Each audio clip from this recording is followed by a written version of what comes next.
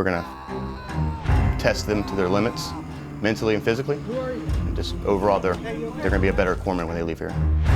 What up? I get that! Jungle is just super hot, humid, gross, sweaty. A lot of heavy lifting around everywhere you go, so make sure you're ready for that. This is really difficult terrain, and you have to know how to deal with the jungle or it will bite you back.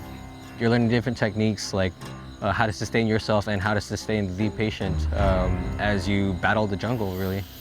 You know, you might feel like, oh, no, this sucks, you know, I don't like this, but it still has a purpose. You know, just taking a step back and kind of realizing that kind of helps. All right.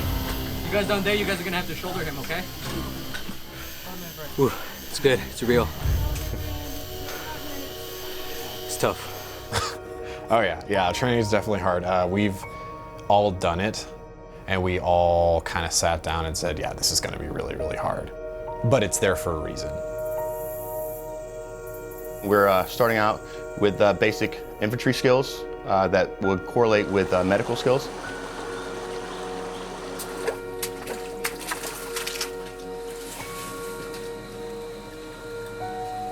And then adding all that together through an exercise where we have mass casualties, prolonged field care, up to 72 hours at some points. It really is go, go, go, and it's stressful, and we are at that point testing them. IED, left arm, take it top.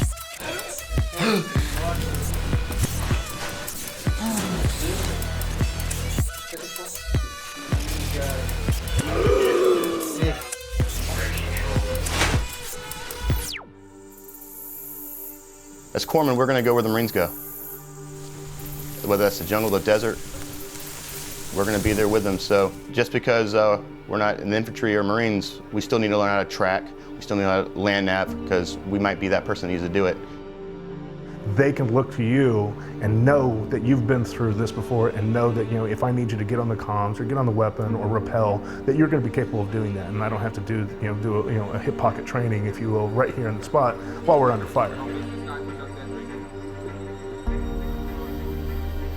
You really need to be careful about what moves you take, what you use, what you do. Every movement counts. Straight legs, lean back into that seat too. Step down. Knock him out.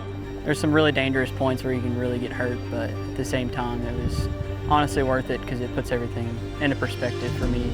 Just getting a patient out of the jungle is extremely difficult. It all plays back into, you know, your medical training at the end of the day.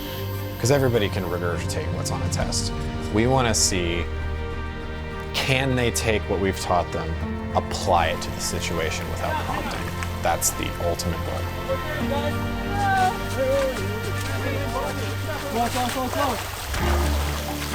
We really took a step back and said that the jungle has to be the emphasis.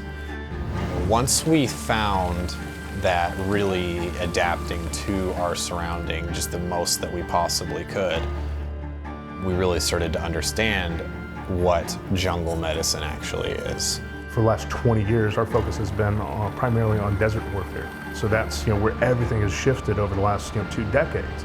So now is the great time to start building up our foundation for that new set of corporate knowledge, to take everything in the history and incorporate that into our our modern medicine, our modern techniques and equipment, to kind of find that mesh between the two and see where that takes us in the next 20 years. So with the future of the military and the future of medicine in general, we need to remember that it's not always going to be a desert.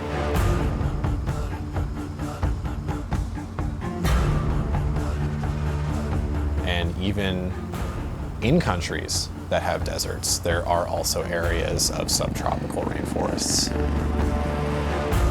So we can't just focus on 2 hours we're gonna have a medevac. We may have to sit on a patient for a day or two, maybe 3. And so it's very vital, especially in an atmosphere like this and the terrain. You just never know when and where you can get something.